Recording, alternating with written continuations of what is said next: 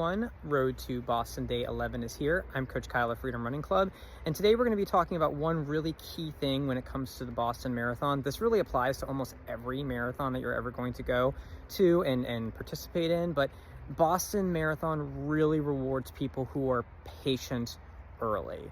Everybody hears about not going out too fast, but it's even more critical in the Boston Marathon for a couple of key reasons.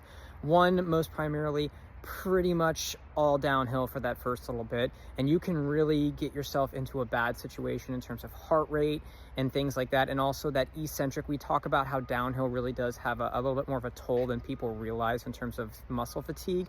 Be very, very careful at the beginning. You're going to be, charged up. This is one of the premier races in the world. If this is your first set, whatever it is, you're going to be excited for Boston because it's really, I would say it's the premier marathon in the world. Maybe that's from an American side of things, but it really is one of the premier events. This is the 130th running of this event. Just try your best to stay calm and stay within yourself, and just know that this race really does reward people who are patient, because you're not going to probably be fully warmed up. It's so hard to warm up. There's so many people, all these different things that are happening. Just stay patient early. You're going to have probably a little bit of faster time just because of the downhill, but really, really be careful about how fast you go out, because you can really pay for it early. Other kind of key things, again, because there's such a big crowd and everything, they're really kind of gassing you up because of all the people that are there. Just be aware, especially as you're going through like the water stations. If you're finding your family throughout the course, you can have areas where your heart rate and your whole stress level goes up because you're so excited to see all these things that are happening. The halfway point is at Wellesley College. There's a huge cheering session that's right there, and you're halfway done. It can be really easy to get overly excited and have yourself be in a situation where you're not really setting yourself up for success on the second half of the race. So really be patient, especially because of these early downhills and in these different situations where you're going to have people that maybe you're meeting, or these cheering sections. Just really try to be patient with this race. Let it come to you. Again, it's kind of a weird start time. Most people are starting in at like 10 to 11 o'clock in the morning, and it can get hot. So make sure that you're taking water early. Make sure that, you've got layers so that you're not getting sunburns. I mentioned this in the last video. There was a group that was giving out sunscreen before.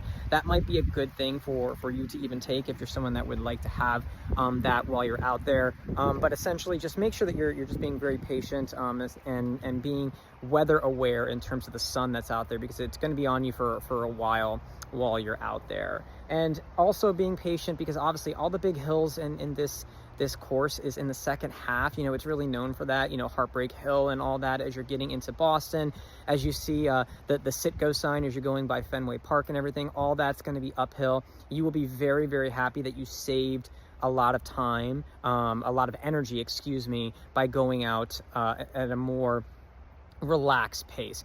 Don't try to bank time. You have to think bank energy, not bank time, when you're dealing with all marathons, but in particular with this race. And you're going to be more physically able to push because you have that in reserve, especially because you're going to have, again, that secondary, getting gassed up by the crowd and everything as you're getting closer and closer to the finish line and all of that. Just make sure that you're in the best position to actually use all that fitness that you've gained this whole season.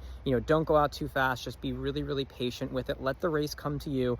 The long race, you certainly can't run your best time ever because of the first mile, but you can definitely set yourself up for having a really disappointing day if you go out too fast. So definitely just, you probably have your own pacing strategy that's in mind, but really keep that in mind. This race can really encourage you to go out faster than you should.